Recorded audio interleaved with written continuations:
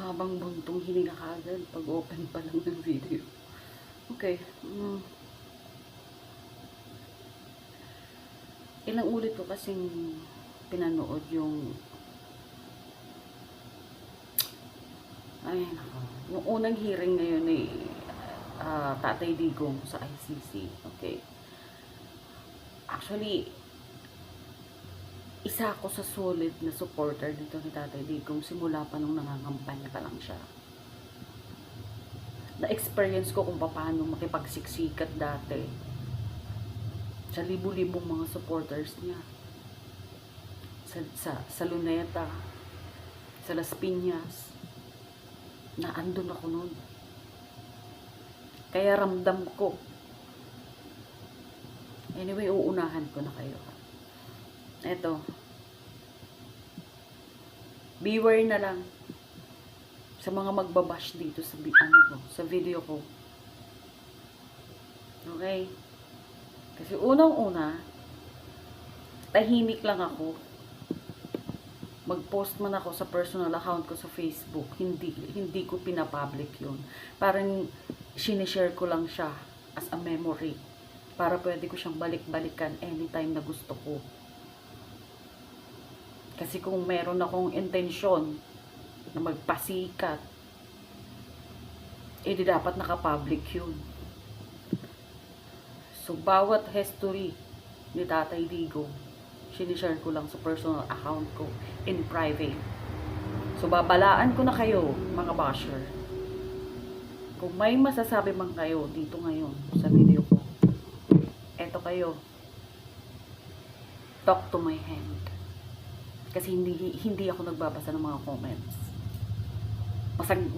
Mapasadahan ko man yan at makita ko kaagad ng negative, auto-delete yan. Kaya kung ako sa inyo, hayaan nyo na lang. Dibdibin nyo na lang yung mga mga masasabi nyo na yan sa akin. Kasi ako, sasabihin ko lang yung totoong nararamdaman ko sa mga sitwasyon natin ngayon dito sa Pilipinas. Okay? Ayoko na nga sana mangialam kasi matutulog na ako. May trabaho pa ako bukas. Pero hindi kaya ng konsensya ko. Talagang wala akong peace of mind. Na kahit ibang video ang panuorin ko, kahit maglaro ako ng mga game apps, mga application apps, wala talaga. Hindi siya nagsisync sa utak ko. Kahit nag-search ako ng mga horror movies kasi yun ang mga gusto kong panuorin. Wala akong gana. Kasi yung focus ko, alam mo yung dibdib ko mabigat. Okay? Kasi hindi ko nagustuhan kung paano dininig yung kaso ni Tatay Digong ngayon sa ICC. Okay? Di ko alam kung ang mga nasa isip ng mga yun, tatlong yun Well, hindi yung tatlo. Yung presiding judge. Pero ito lang ang nasisiguro ko. Lahat ng mga binibitawang salita sa husgado, sa isang korte, lahat yan nakadokumento. So, malamang sa malamang, yung mga sinabi dun kanina ni Judge Bidaldia, tama ba pronunciation ko? Ayoko ng pagkabalang pangtamain yan kasi nagigigil talaga ako. Ni counsel, yung abogado na lang ni Tatay Digong. Kung ano man yung mga statement na mga sinabi niya doon, alam kong hihingian siya ng kopya, ng hard copy nun, with notaryo, para pag-aralan ng husgado. Kaya hindi pa rin ako nawawala ng pag-asa. Okay, sige. Oh my God. Pag-usapan muna nga natin tong tong batas na to. Anyway, dahil di nga pala ako nagbabasa ng mga comment sa mga post, sa mga video ko, sa Facebook man, sa Instagram, kung saan man, kahit dito sa YouTube, alam ko namang hindi pa ako masyadong dito sa YouTube kasi hindi ko naman masyado talaga binibigyan ng focus. Hindi ko, parang wala na akong gana. Hindi kagaya dati ng mga kabataan ko pa, sobrang active ako sa social media. So ngayon parang mas focus ako sa buhay ko. Okay? Sa anak ko, sa trabaho ko. So hindi na ako masyadong So, una sa mga basher ko, talk to my head. Pangalawa, yung mga magagandang comment na ibibigay. Maraming salamat po. Alam ko pong tayo lang nagkakaintindihan. Kaya alam ko magbibigay talaga kayo ng magandang komento. Okay. Pag-usapan muna natin tong batas. Uunahan ko na kayo. Slight lang ang nalalaman ko sa batas dahil subject lang yun sa college. Naka-law 1 lang ako. Kasi accounting ako. Kahit pa paano ang accounting may subject na law. Okay? Pero, sa panahon natin ngayon, na millennial na, marami nang matatalino. Actually, walang ipinanganak na bobo. Sa totoo lang. Pero dahil ngayon, na masyado na tayong, halos, itanong mo na lang sa AI, napakasimple na lahat. Mag-search ka lang sa Google, napakasimple na lahat. Ang sagot, andyan na lahat. So, ibig sabihin, no, even a kindergarten, even a 5 years old, once na pabasahan, bigyan mo yan ng babasahin niya. Kaya niya na yan ipaliwanag. So, ibig sabihin, mas lamang tayo ngayon. Dahil sa social media, sa internet, at lahat-lahat.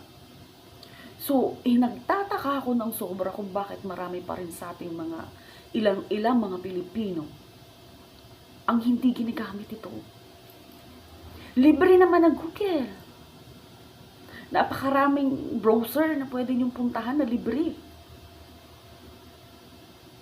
Diba? Pwede kayong mag-search kung anong ibig sabihin. Kung napapagod kayong mag-type, i-voice, nyo. Ganun na tayo ka-high-tech ngayon. Pero nagtataka ako kung bakit sarado pa rin yung mga utak ng iba at hindi pa rin maintindihan ng sitwasyon at mga senaryong nangyayari sa bansa natin. Alam niyo kung bakit gigil na gigil ako? Isa lang akong normal na Pilipino. Normal na citizen ng Pilipinas. Pero bakit? Hindi para sa akin to eh. Kasi andun na ako sa stage. Mga ilang taon pa, mawawala na rin ako sa mundong to. Para to sa mga anak ko. Sa mga magiging apo ko. At magiging mga apo ko pa sa tuhod.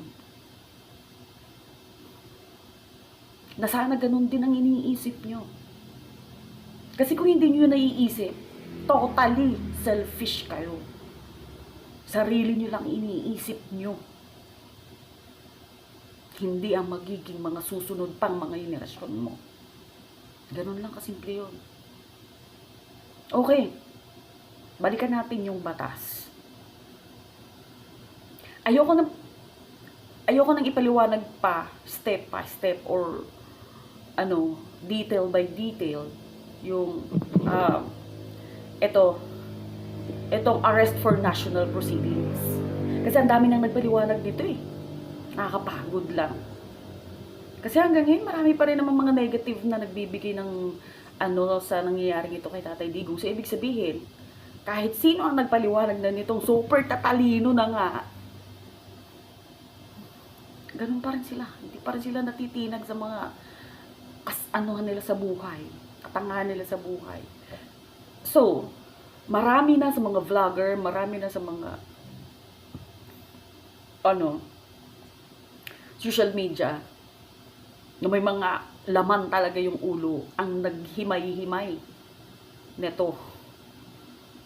Pero dahil di nyo pa rin maintindihan, sisimplihan ko na lang. Okay? Kasi parehas lang naman halos yan eh. Sisimplihan ko, okay. Dito lang tayo sa bansa natin. Dito lang tayo sa Pilipinas. Mamaya na tayo tumawid sa Netherlands. Okay? Doon sa The Hague. Eto. Like for example, nagkaroon ka ng, halimbawa ako, merong umapi sa akin na dumating sa punto na kailangan kong magkaso. Okay, halimbawa, magbanggit tayo ng dalawang lugar. Halimbawa, Las Piñas sa Muntinlupa. Okay? Ang dalawang yan, magkaibang lungsod na yan. So, ibig sabihin, magkaiba rin yan ng, anong tawag nito? O, diba? Hindi ko rin alam lahat. Kasi napapakatotoo ako. Ibig sabihin, meron niyang kanya-kanyang jurisdiction. May mga sarili-sarili din niyang korte. Kahit magkapit-bahay yan, dikit yan eh. Las Piñas sa Muntinlupa. Magkadikit na yan. Pero magkaiba ng jurisdiction yan. Okay, balikan natin ang senaryo. Halimbawa, nagkaso ako sa isang tao. Okay? Sabihin natin na kahit pa yan maliit na kaso lang. Okay, sabihin natin unjust vexation lang muna. 'Di ba? Ang unjust vexation hindi masyadong mababang lang yan eh. Kaso. Pero once kasi na hindi pumunta o umatid ang isang akusado sa isang kaso, malinaw sa batas yan na mismong ang korte ang nagbibigay ng kautusan na hulihin ang taong ito para magpresenta sa kaso. Okay? Ngayon kung wala ka din lang namang alam sa kaso-kaso na yan, tumahimik ka na lang. Kairita ka lang eh. Kukomment ka pa ng kung ano-ano, wala ka namang alam. Ngayon, diba, halimbawa, nagkaso ako sa Muntinlupa. Kasi taga dun kami pareho.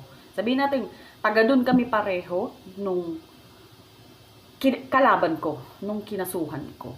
Okay? Tapos, habang naghihiring, sa piskal pa lang, kasi merong bago kayo makarating ng korte, may mediation pa yan sa fiskal eh. Kung sa fiskal pa lang, hindi na nagre-representa o hindi na nagpapakita ang kinasuhan ko, binibilang pa nga yan, pinagbibigyan pa yan ng 1 at 2 eh. Ang alam ko nga 3. Pag hindi yan nakapunta ng 3 beses, iaakyat na ng fiskal ang kaso sa korte. Sa high court ng lugar na yan. Okay? Tapos, kapag nakita nung korte, ng judge, na 3 beses na inignore yung hearing sa fiskal, doon magkakaroon ng rights ang judge na mag-release ng warrant of arrest para hanapin yung akusado. Okay? Makinig kayo. Itatak nyo sa utak nyo. Huwag na tayong pumunta sa ICC. Dito na lang tayo para magkaintindihan tayo. Diyos ko. Mamaya na tayo pumunta sa ICC. Kasi umiinit ulo ko eh. Pag aano ko yung ICC. Ngayon. Pag nag-release ang husgado sa korte ng warrant of arrest sa akusadong yun, syempre papahanap. Okay? Ngayon, sino-sino ang pupwedeng kumuha ng kopya ng warrant of arrest na yon? Halimbawa, okay? Walang iba kundi ako kasi ako ang nagkaso. Hindi naman nila tatrabahuhin yun eh. Hindi nila tatrabahuhin yun hanggat di nagpapakita. Ma-archive lang yung kaso. So kung gusto mong magkaroon ka ng hustisya, asikasuhin mo. Paano mo gagawin yun? Pupunta ka doon sa alam mo, nawawala na rin talaga ako sa totoo lang, sa sobrang gigil ko. Ngayon, pumunta ka doon sa office ng kung saan mo i-file yun. Yung kaso na yun. Pag-follow up ka. Pag sinabing meron na tong warrant of arrest, sabihin mo, pwede ko po bang kuhain ng kopya? Kasi gusto ko pong hanapin yung tao. It's a public documents. Okay? And it's your right. It's your rights. At ibibigay yung sayo. I-receive mo lang naman yun eh. Papipirmahin ka lang sa logbook nun. Na kumuha ka ng kopya nun. O ngayon, eto na. Dahil hindi uma-attend yung akusado, so syempre, may warrant of arrest. Pag na-release na yung warrant of arrest, ano na mangyayari? Eto, nabalitaan mo na wala na dun sa lugar na yun yung kinasuhan mong tao, yung akusado. Ay na mangyayari niya ganito. Alam mo, masakit eh. Para mabangaga siya. Kaya masakit talaga ulo ko. Kaya nawawala din ng loading. Ngayon, eto na. Nalaman mo na wala na dun sa lugar na yon yung tao. Pero nabalitaan mo na nasa Las Piñas nasa Las Piñas pala. So, ano gagawin mo? You have to confirm it na naandun nga talaga. Mag-i-effort ka talaga. Ginusto mo yan, nagkaso ko eh. So, kung gusto mong may magandang resultang mangyari dyan, gawin mo na paraan. Ganun lang yun eh.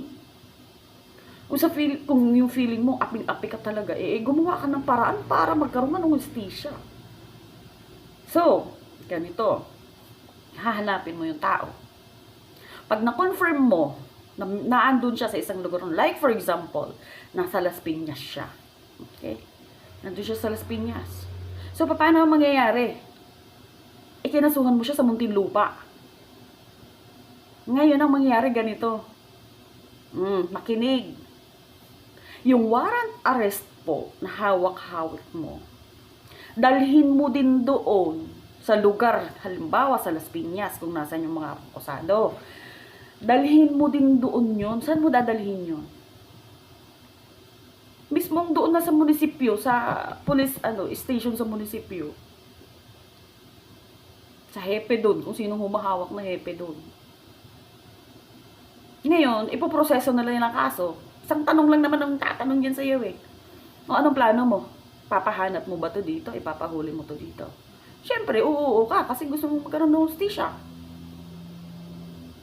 O ngayon, ano ang gagawin? Ano ang jurisdiction? Okay? Na ito yun.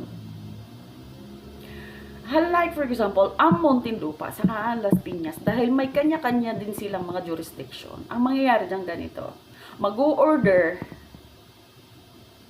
ang pulis niyan na hulihin yung tao. Dala-dala yung warrant of arrest na ibinigay mo. With matching map, pagagawain ka niya ng mapa kung talagang sigurado kang naandun yung tao. Ikaw pa mismo gagawa ng mapa ha, ng sketch. Ganun yung mangyayari. Ngayon, i-escort sila para hulihin yung tao na yun. Okay. I-shortcut natin. Ngayon, positive, nahuli yung nahuli yung akusado.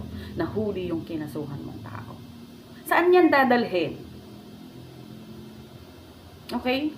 Pero dahil hindi naman, like for example, kagaya ko, hindi naman ako high profile, yung kinasuhan ko halimbawa, hindi rin high profile. So, standard, napupusasan. Pupusasan talaga ng pulis yan. Okay? Ngayon, ang tanong dito, saan dadalhin? Wala namang kaso yun sa Las Piñas. Dito na pumapasok ang jurisdiction. Okay? Dadalhin niya ng pulis Las Piñas doon mismo sa presinto kung saan ko ibinigay yung warrant of arrest at humawak ng operation na yun para lang mahuli yung akusado. Doon po yan pansamantala na i-detain for investigation. Okay? O ngayon, paano ipapairal para dinggin formality ang kaso? Doon na magkakaroon ng coordination ang bawat kampo. Okay? Yung korte dito sa Las Piñas at yung korte dito sa Muntinlupa, Kailangan yan. May mga coordination ng mangyayari dyan. At sino pa rin gagawa niyan? Ako pa rin. Ikaw pa rin naman uutusan yan eh. Hindi naman nila gagawin yan. Ano sasabihin nila? Oh, pumunta ka doon sa lugar kung saan mo isinampa ang kasong ito. Humingi ka doon ng mga kasulatan. Sabihin mo sa kanila na nahuli na yung tao at nahuli to sa lugar na ito. So, paano mo na naman gagawin? Babalik ka doon kung saang lugar ka nagkaso. Okay? Pagbalik mo doon, ang kakausapin mo niyan mismo kung sino ang may hawak ng kaso. Kung sino yung abogado mo. Okay? Ngayon, magkakaroon niya ng mga kasulatan na kung ano-anong mga, hindi ko na alam mo mga dokumento yan, na magre-request yan na i-transfer o i-surrender from Las Piñas to Muntinlupa yung akusado. Kasi doon yan lilitisin. Kasi doon yan i-final eh. Pero nasa lokal, madali. Diba? Madali. Ang ano ko dito, ito kasi magiging scenario niyan. Diba, sa Muntinlupa, kinasuhan, nahuli sa Las Piñas. Pero hindi ganun kadali kung paano mo yan isusurrender sa Muntinlupa para doon madinig ang kaso. Kahit doon pa yun nakasampa. Hindi nila yan dyan bibitawan hanggat wala silang nakukuha mga dokumento na magpapatunay na yan, tao na yan, may kaso doon sa lugar na yun. Hindi nila yan isusurrender.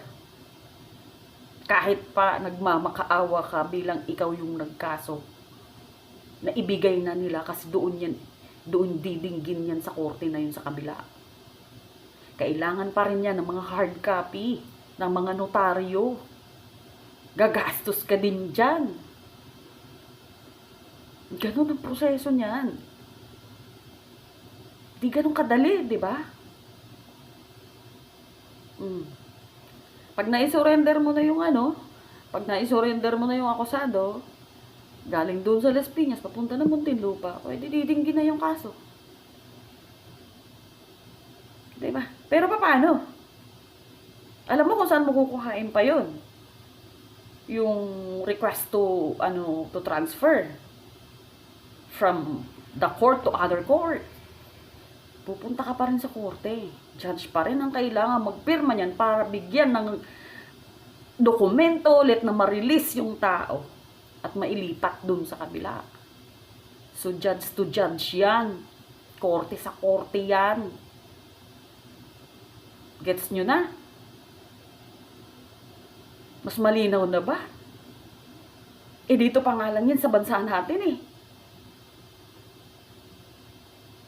Pero ang laking pagkakapareho. Eto na, pasukin na natin ang International Court. Okay. Teka lang.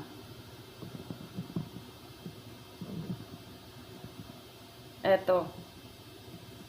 Nagpasa na natin yung iba.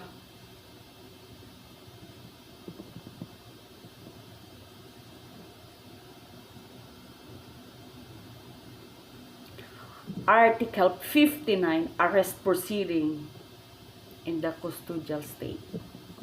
Okay. Sisimplihan ko na lang. Dito na lang ako sa 59.2 A, B, and C. Okay. The warrant applies to that person. Actually, pinaulit-ulit ko, ilang beses kong inulit kung paano inaresto si Tatay Digong. Wala akong nakitang warrant. Alam mo kung ano nakita ko?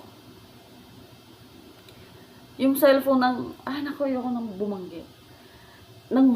Galing sa cellphone nito ni T. Kilala mo kung sino si T? Yung maitim. Na mukhang ewan ko na ba? Ano bang nangyari sa mundo? Alam mo kung ikaw magyayabang ka, siguraduhin mo rin man sana na kahit papaano. Okay ka eh. Shit. Yeah.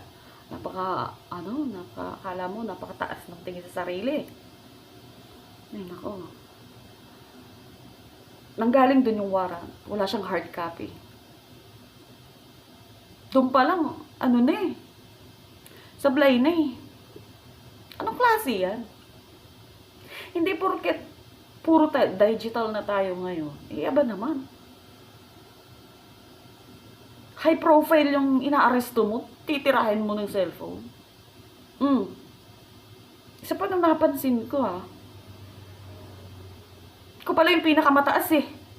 Ikaw pala yung commander. Pero di mo sa ulo yung Miranda.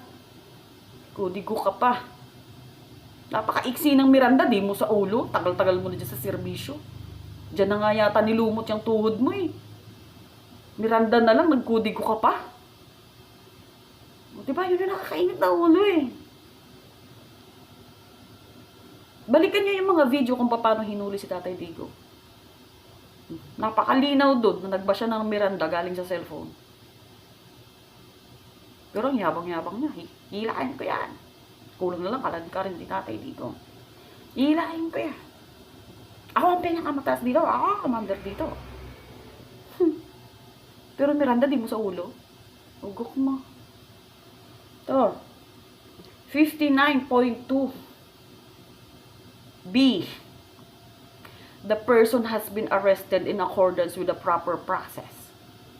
With the proper process.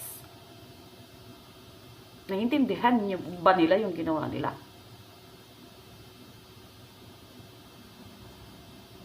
Unang-una, ito kasi, yung to kasi, 59, Article 59, arrest proceeding in the custodial state, 59.2, a person arrested shall be brought promptly before the competent judicial authority in the custodial state, bubulol tuloy ako sa gigil ko, pagpasensya nyo na, which shall determine in accordance with the law of that state. In accordance of the law with that state. Saan nyo ba hinuli si Tatay Digong? Sa Netherlands?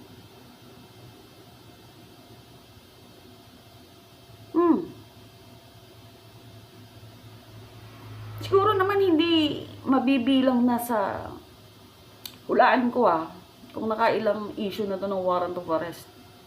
Si Big T. Big T. Isa kang malaking tae.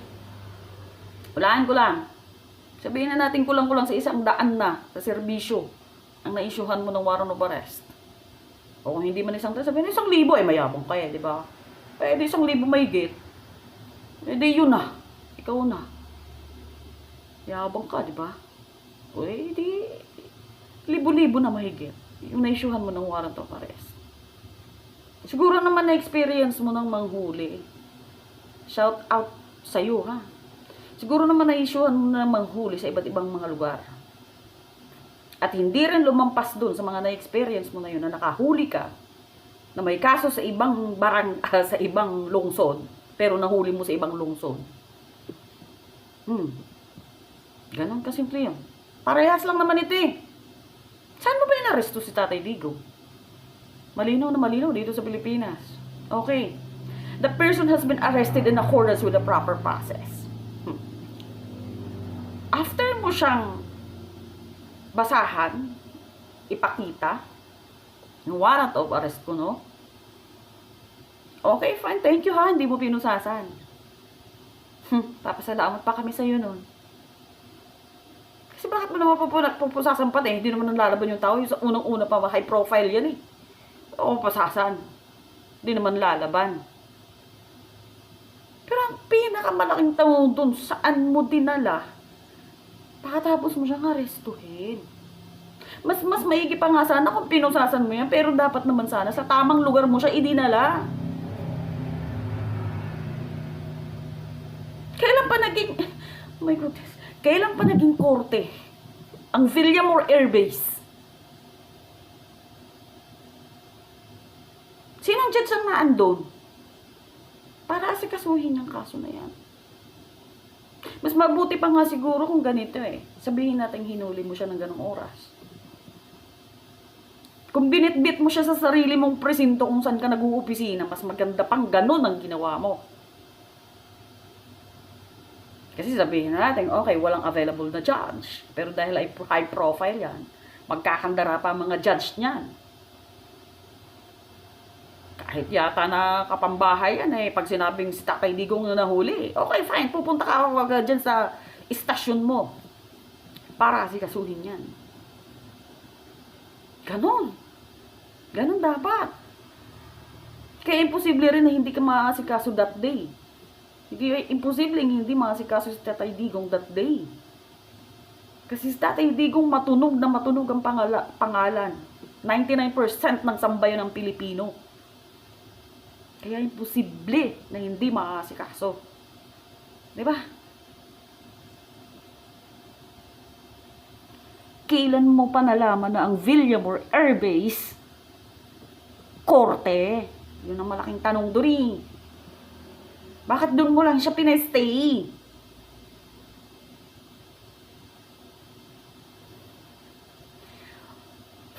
Tigil ako. Okay. Article 59, arrest proceeding in the custodial state. Point 2, C. The person's rights have been respected. Mag-i-stop na ako dyan. Kasi ayoko nang pahabain yung video. Bahala kayong alamin yung mga batas na yan na kahit mismong 5 years old pag pinapasa niya, maiintindihan yan.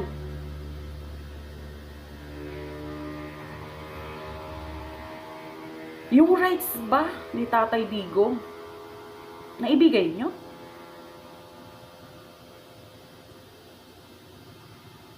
Na kahit na nga mismong yung anak niya ang nagre-request na dalhin sa ospital si Tatay Digong, ginawa nyo ba? Pinabigyan nyo ba? Dinumog nyo pa ng dinumog yung mag-aama dun, yung tatlo dun, pati si Madam Hanilet. Hindi naman nalalaban yung tatlo. Eh, bakit dinumog nyo ng gano'n ng sobra-sobra? Sa tingin nyo naman, tatakbo yung mga yun sa dami nyo.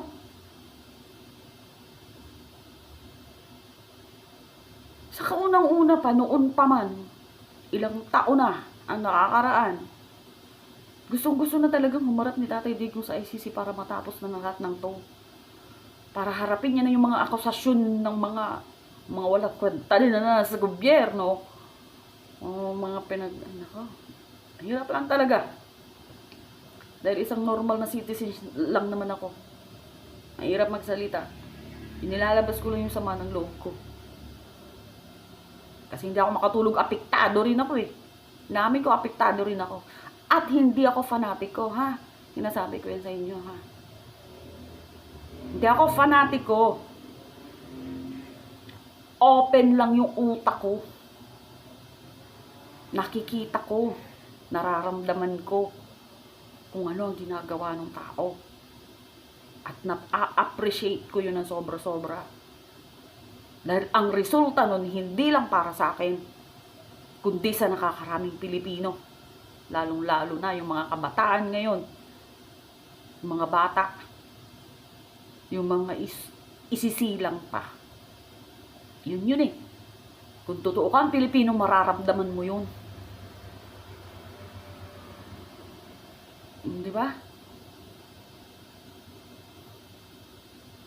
Sabihin natin na si Tatay Digong, ang kaso nandun sa ICC. Layo-layo nun, Netherlands. Pero kung sinunod nyo yung due process, tigin nyo nandun si Tatay Digong ngayon.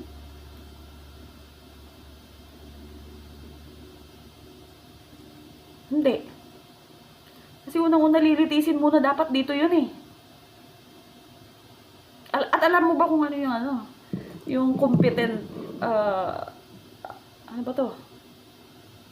Competent judicial authority in the custodial state. Alam mo ba kung sino? Hindi ang DOJ ha. Gago.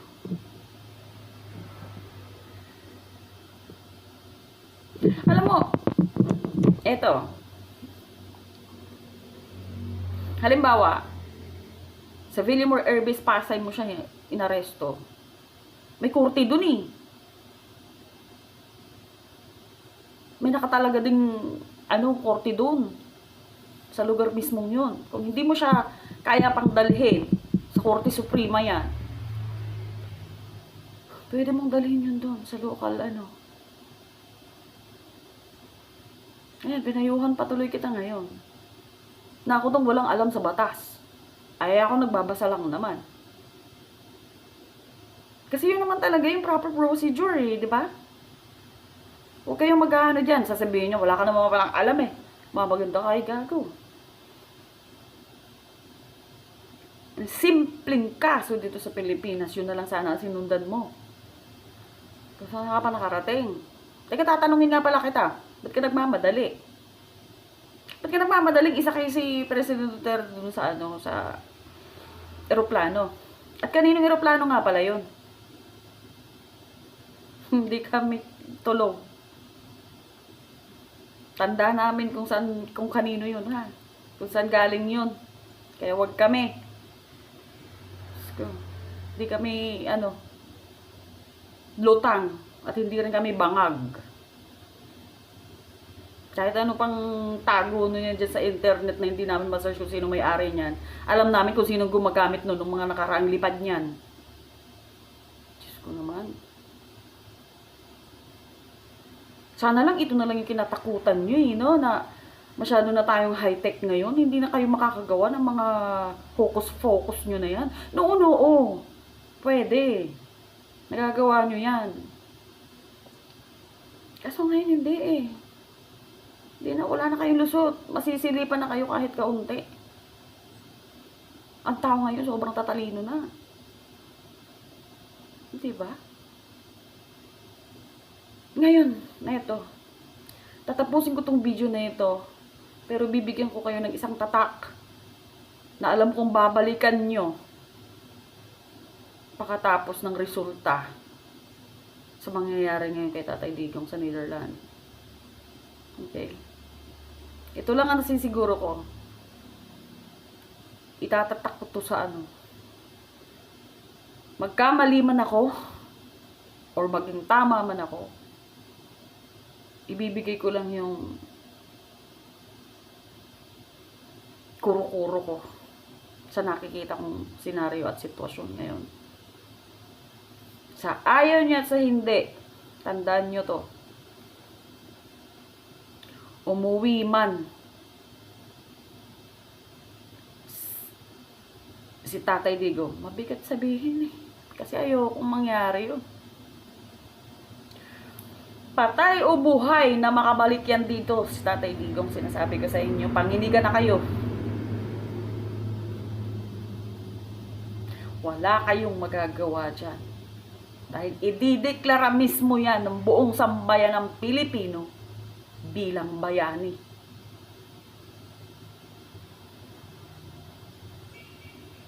Paano? Bakit? Gumising ka muna para malaman mo. Kasi kung tulog ka, hindi mo talaga malalaman yan. Kung bakit? Kaya advice ko sa'yo, gumising ka sa pagkakatulog mo.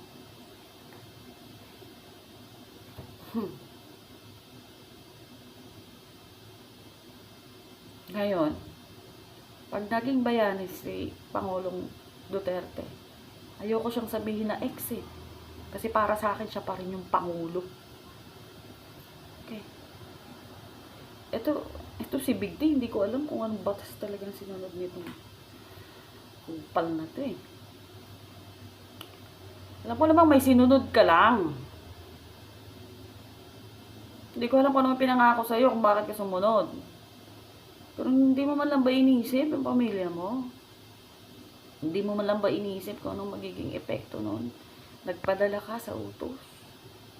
Sabihin na nating napakataas ng taong yun na nag-utos sa'yo. Pero sana man lang inisip mo magiging resulta nun. Ay, ito, naapektuhan ako pag anak namin nag-uusapan. So, totoo lang. Alam mo, Big T,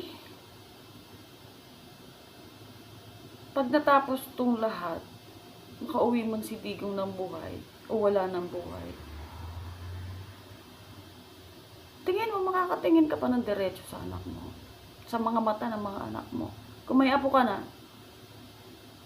makakatingin ka kaya ng diretso sa mga mata nila. Makatingin ka man siguro ng diretso kasi anak mo sila. Pero subukan mong ilagay sa utak mo kung ano yung ginawa mo kay Tatay Digong habang tinititigan mo sila sa mata. Kung kakayanin mo. Mahirap. Mahirap yun. Sa totoo lang. Di ko alam kung tatablan ka.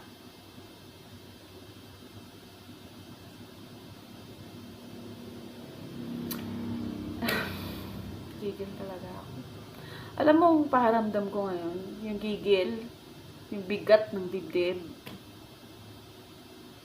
yung sakit ng ulo na gusto kong may sabihin lahat, pero nagkokontrol ako kasi ayoko din naman na lumagpas ako sa limit. Kasi kahit ako mismo, takot ako sa sarili ko pag nagagalit ako eh. Hindi ko makontrol yung bunganga ko, sa totoo lang. Hindi pati ako natatahimik hanggat di ako nakakasakit. Kaya hanggat kaya ko pang-kontrolin yung sarili ko, siguro ganito na lang muna.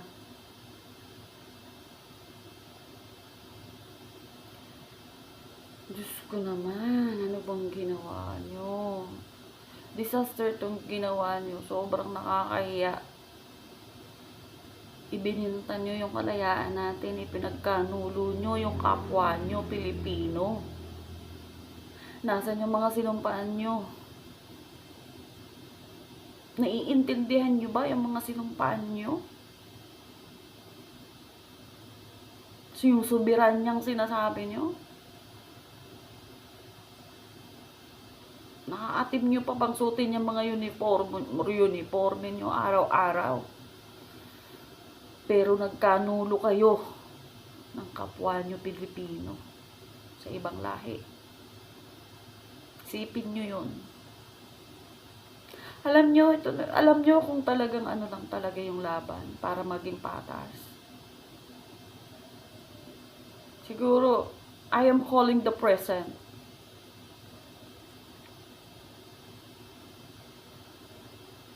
Of the United States leader, President Donald Trump, China leaders, Russia leaders.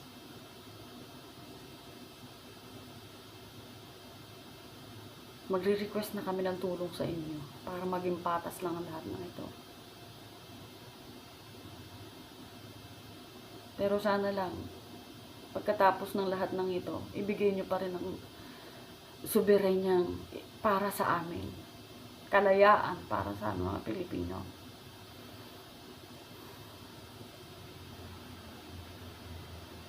Kasi total naman, pinagkanulo niya sa ibang lahi, sa Tatay Digong eh. Di ba pwede kami mag-request din ng himingi ng tulong sa ibang lahi din? Para lang matapos ang lahat ng ito. Maawa naman kayo.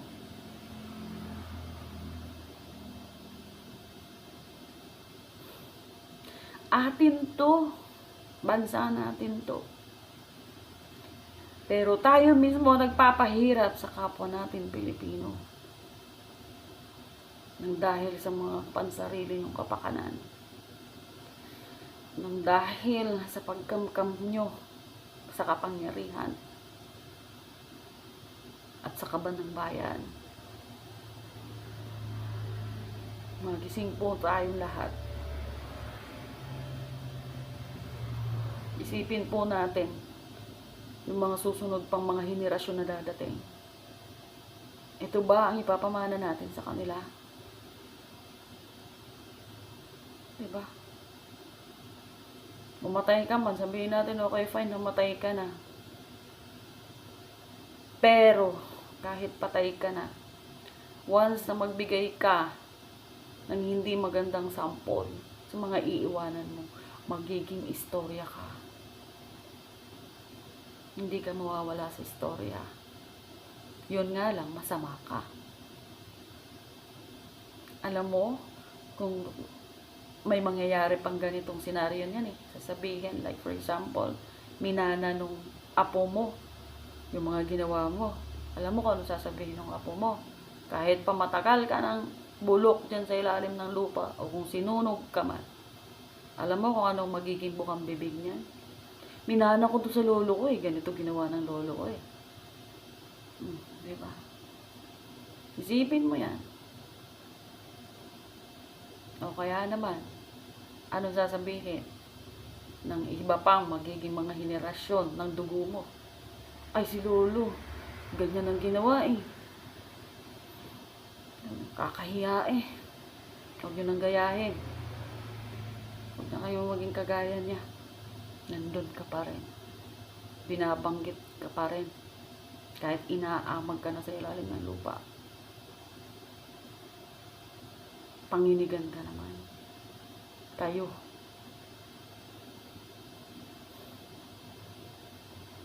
Hindi man kayo hangaan ng hindi nyo kadugo. Kabayaan nyo sana ang sarili nyo na kahit yung mga pamilya na lang ang humanga sa inyo. Kasi andyan na kayo eh. May mga posisyon na kayo. Tuloy-tuloy nyo na yan. Hindi naman namin kayo kilala eh. So, sino na magmamana yan?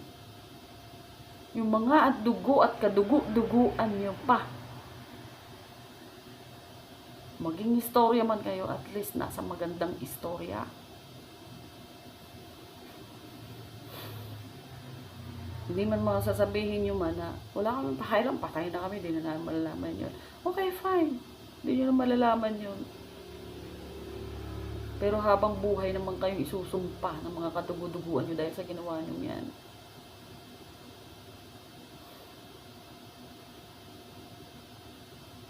Ngayon, paano na makakabalik si Tatay Digong? Matagal nalilitisin yun doon. E dinirektan yun eh. Pera na lang kung itong ICC may pairalin din ng tamang batas doon. Kasi unang-una, pag nalaman nila na mali yung pagkaka-arresto nyo dito, pababalikin ka agad-agad yun eh. Kasi doon lang mapapatunayan ng korte doon sa Netherlands sa The Hague na hindi guilty yung tao dahil kinidnap nyo eh. Sabihin na, malamang ito eh na frame up. Kasi minadali, hindi nila prinoseso dun sa kanila eh. Talagang dinirekta dito. O ano, magiging dahilan lang doon. Politika lang yun. So, siyempre, isusuli sa atin yun. Hindi nyo ba naisip yun? Na pag sumunod din sa batas ang ICC, posibleng mangyaring ganun. Babalik sa atin yun. Pero the worst thing here is, pag di nila naintindihan at di rin nila gamitin ang batas nila doon. So, padaanin nila sa padaanin yung proseso sa mga matatagal na mga panahon. Isipin nyo, September 23. Dahil, tagal nun. Sa edad ni Tatay Digong. At siguro naman nakikita nyo yung itsura niya ngayon, yung kalusugan niya ngayon.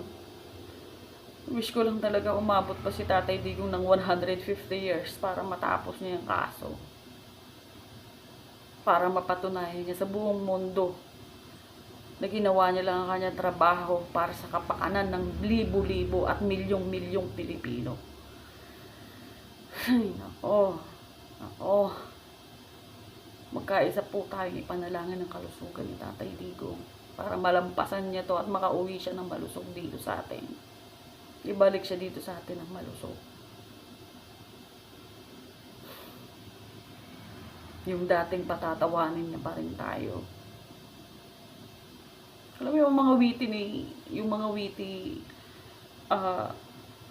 language ni Tatay Digong. Ang problema kasi sa inyo masyado yung seryoso. Hindi ko alam kung mga ipinganak-anak kayo sa sama ng loob na yung mga simple mga joke ni Tatay Digong pinagpapapatulan nyo. Ano ba kayo? Pinaglihi kayo sa mga sama ng loob. Napaka-sensitive nyo. Ang hirap nyo pasayahin. Diyos ko. Ano ba? Alam nyo sa mga kaanuhan nyo, porket mga nakapag-aral kayo at may mga pera kayo, mayayaman kayo, parang hindi kayo mabiro. No? Gusto nyo yung mga biro-biro, yung mga professional din. Diyos ko naman, magpakatotoo naman kayo. Diba? Last but not the least, tatak nyo tong lahat sa utak nyo. Babalik si Tatay Digong dito sa Pilipinas bilang isang bayani. Tandaan nyo yan. Okay, I'm out. Wish ko lang makatulog ako ng maayos ngayong gabi kasi awang-awa ako kay Tatay Digong. Ay, Tatay Digong. Kaya mo yan. At sana sa mga OFW sa Netherlands, please, gawa kayo ng paraan para kahit papano maging at least si Tatay Digong doon. Siguro naman hindi ganun katigas ang puso ng ICC para hindi pagbigyan kung ano mang gustong kahit kasi simpleng pagkain. Kahit basta kahit mapasaya lang sa Tatay Digong para ma-maintain niya lang yung niya, kalusugan niya at yung takbo ng isip niya na maging okay lang lahat, na maging parang gusto ko nga i-freeze yung oras alam mo yung time na si Tatay Digong nagka-campaign rally pa lang, gusto ko i-freeze ng gano'n na lang.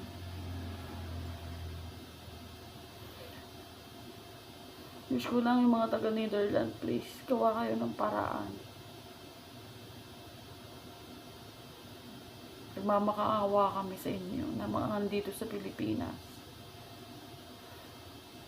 Kasi hindi naman po pwede manatili dyan si Vice President Sara.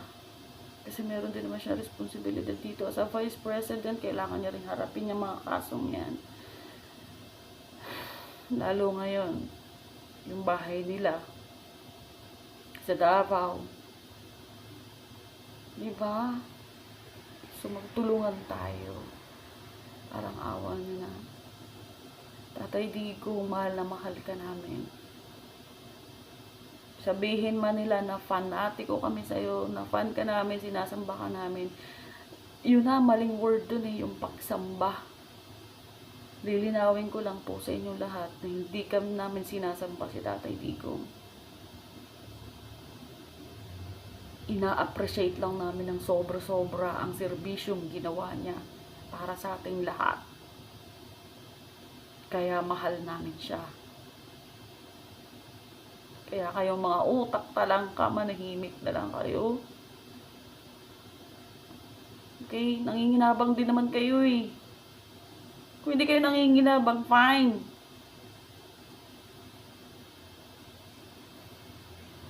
Lumayas ka dito sa Pilipinas. Ganun lang naman yun Kasi kahit pa paano, yung sa panahonan ni Tatay Digong, andyan din kayo Bakit nung panahon ba ni Tatay Digong, nagsilayas kayo dito? So, ibig sabihin, dahil nanatili kayo habang panahon ni Tatay Digong, kung ano mga serbisyong magagandang ginawa niya, nang hinabang kayo, huwag kang kayong mga hipokrito. Diyos ko, lumahaba ako. Diba? Di dapat kung sabihin natin di kayo nang inabang, di dapat habang naka-stay kayo dito nung panahon ni Tatay Digong, hindi kayo dapat nagbabayad ng tax. Di kayo kumakain kasi bawat bili nyo, may tax yan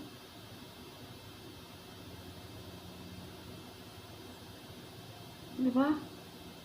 Ibig sabihin, naging sumunod din kayo sa kung ang batas. Whether you like it or not, dahil si Tatay Digong yung nakaupo, ginawa nyo pa rin yung responsibilidad nyo. Bilang mamamayang Pilipino. Kaya huwag kayong hipokrito. Diyos ko naman. Okay, bye. Masakit ang ulo ko talaga. So, ito lang. Awa-awa talaga ako kay Tatay Digong. Promise. Ay! Madam Sara. Tatay Digong, ha? Okay, bye. Good night.